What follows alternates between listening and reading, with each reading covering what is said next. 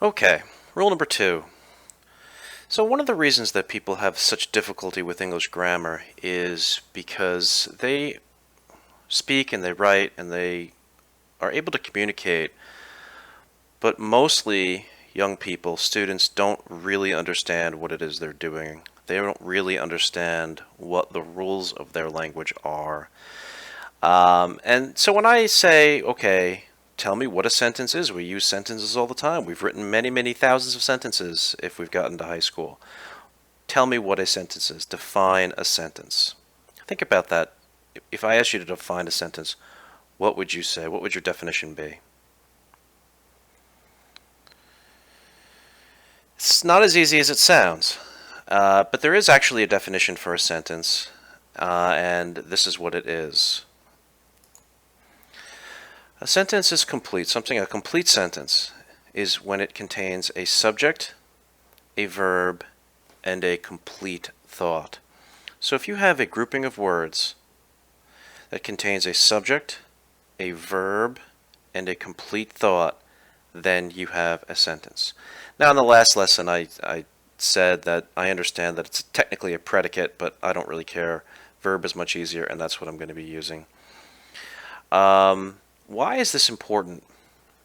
If we don't understand what a sentence is, we will never, ever be able to punctuate our sentences properly or bring our writing to the next level.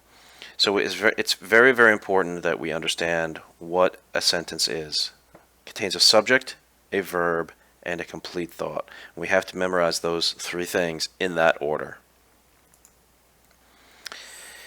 Here are some examples. I play hockey every day. Well, here we have I play hockey every day. Well, we have a subject, we have a noun or a pronoun that's doing something, or being something. It's doing something in this case. I. What's I doing? It's playing. I play. So if I walked into a room and said, I play hockey every day, with no context at all, you would understand what I'm saying. You might think that that's weird that I just walked into a room and said that, but you'd get it. I would be able to communicate that thought to you effectively with these words. Next, I play hockey. Well, really, it's the same essential sentence. We have a subject, the pronoun I, we have the verb play, and hockey. So if I walked into a room and, with no context at all, said, I play hockey, you'd say, well, that's good for you, man, great. But you'd understand what I'm saying. Now let's look at this next one. If I walked into a room and said, with no context at all, and said, I play, you would likely look at me and say, you play what? So in this situation, we have a subject, we have a verb, but our thought is incomplete because you don't know what it is that I'm playing. So I play what? I don't get it. I play what? Now, it's more complicated than just that, because if we look at this next one, if I walked into a room and said, babies play, you would probably say, yeah, I know they do. Thanks for the information. Because in this situation, when we talk about play in a general sense, this is a complete thought. So we have a subject, we have a verb, and we have a complete thought because babies play. Sure they do. Everyone knows this. Whereas here, if I said, I play, you would say, I play what? So in a situation with no context, I play is a fragment, whereas it's a non-complete sentence, whereas babies play is a complete sentence. Here are some more examples. Eat the cereal in the kitchen. So I'm going to say, well, if this is a sentence, we need to have a subject, a verb, and a complete thought. So, eat the cereal in the kitchen. What is the subject of eat the cereal in the kitchen? What noun or pronoun in that sentence is doing something or being something?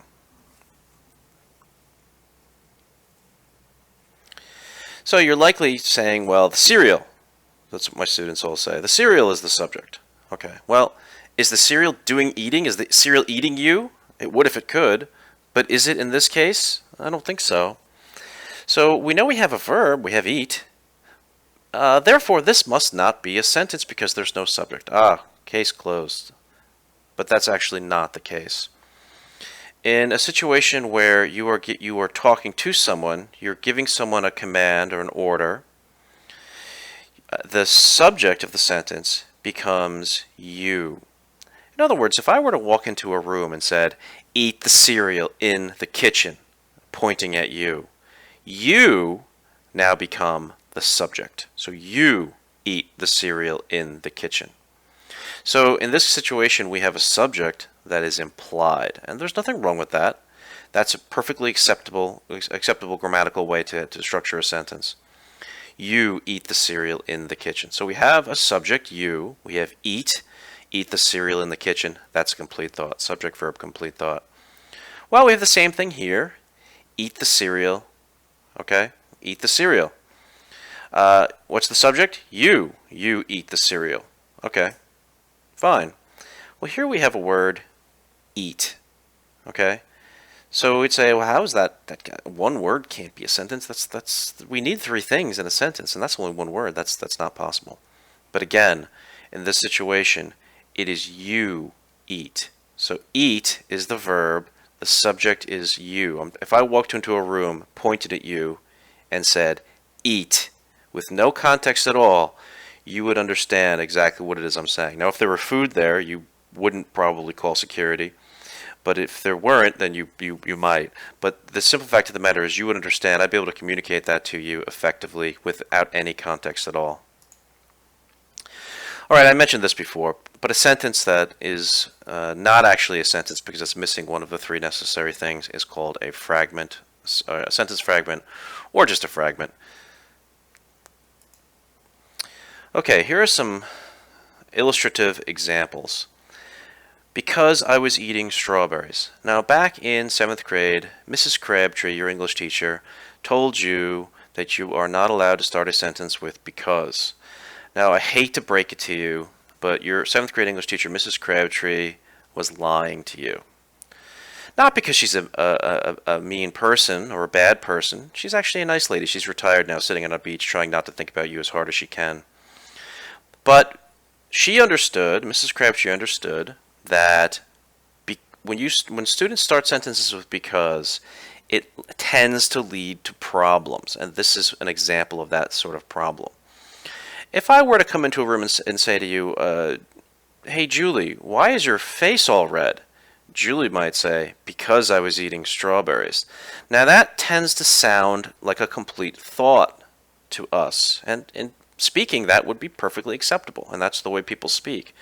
But in writing, this would not be grammatically acceptable, okay? Because we have, in this situation, we have a subject, I, we have a verb, was, in this case, was eating, and we have a thought that is not complete. In other words, if I were to take because off the sentence and instead say, I was eating strawberries, you would say, okay, gotcha, that's great. But when I add the word because to the beginning of this sentence, I am now, ironically, adding something to the sentence, but also taking away something from the sentence. In other words, I'm adding a word, but I'm taking away the completeness of this thought. I was eating strawberries. That's a complete thought. But when I say, because I was eating strawberries, I still have my subject and my verb, but I no longer have my complete thought. So if I wanted to take these words and transform them into a sentence, I would need to say, because I was eating strawberries, comma, my face was red. And in that situation, this would be a complete sentence. And that's an illustration of how it's perfectly acceptable to start a sentence with because. Should you do it in 7th grade? No. But by the time you get to high school, you have to understand that many of those rules that Mrs. Crabtree told you about are actually not rules at all. They're just guidelines for inexperienced and unsophisticated writers.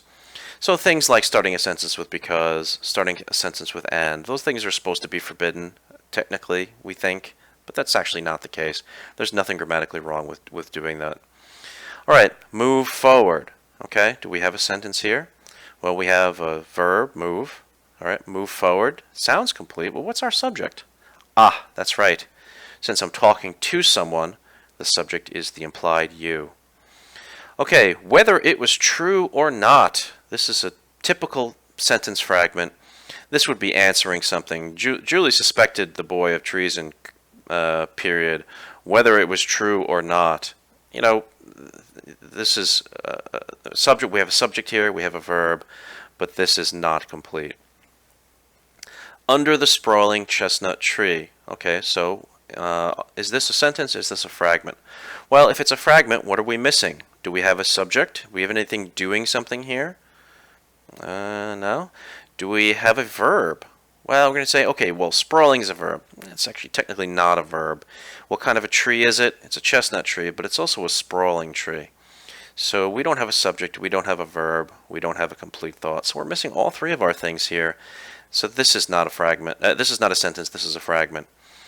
All right, this is where we start to get a little bit, more complicated. I love to ski. Okay, subject, verb, complete thought. So if I walked into a room and said, I love to ski, you'd say, that's great, man. All right, let's get on to this next one here. I love. Now, if the context is I love to ski, if that's what you're trying to communicate, I've just now taken away the completeness of this thought. So I still have a subject, I still have a verb, but I don't know what you love.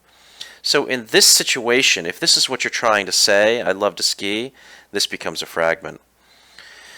But when we look at this next one, in this kind of longing sense, I love, live, and learn. If I were to take live and learn off of this, the sentence I love is now complete, because I love, live, and learn is different from, we're talking about loving in the sort of abstract sense as opposed to the specific sense of loving to ski. So in general, I love, and that in that case we have something that is complete. It has a subject and a verb, and therefore it is a sentence.